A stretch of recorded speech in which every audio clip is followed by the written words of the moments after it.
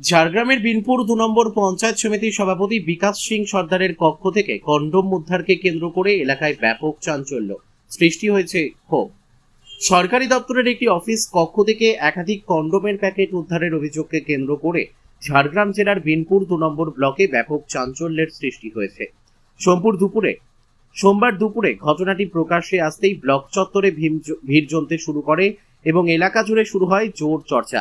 স্থানীয় সূত্রে জানা গিয়েছে, অন্নপূর্ণা ভান্ডার প্রকল্পের ফর্ম পূরণের জন্য এদিন বহু সাধারণ মানুষ ব্লক চত্বরে আসেন।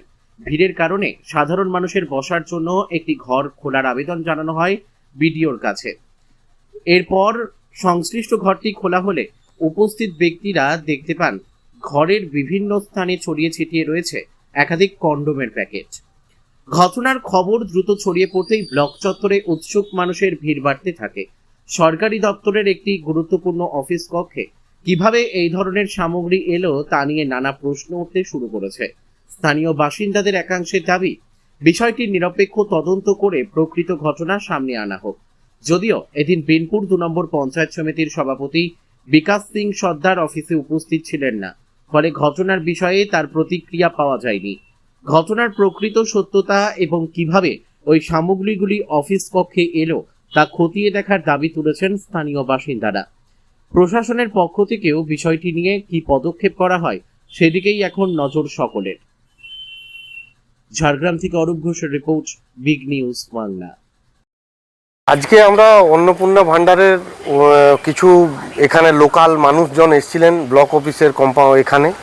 তো আমাদের কিছু ছেলেরা তাদের সাথে কথা বলার পর তারা অন্নপূর্ণা ভান্ডারের ফর্মের কিছু অসঙ্গতি পায় আর কি। তাদের ফিল আপ করতে গিয়ে বুঝতে পারে না যে আমরা কোনখানে কি করব।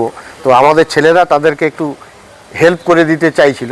তখন গাছের তলায় বসে সেগুলো করতে করতে হঠাৎ দুপুর ১২টা-১টা বেজে যায়।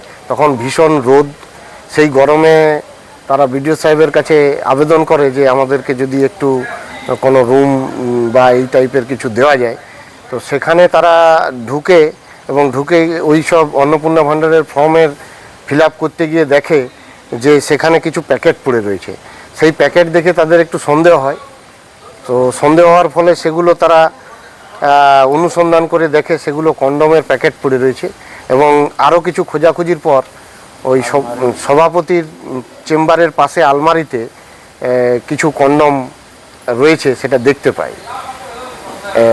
এবারে সেইগুলো কি উন্নয়ন কাজ হচ্ছিল এই এতদিন ১৫ বছর সভাপতির চেম্বারের আলমারির মধ্যে কন্ডোম দিয়ে বিগত দিনে কিসের উন্নয়ন হয়েছে সেটা আমরা বুঝতে পারছিলাম না।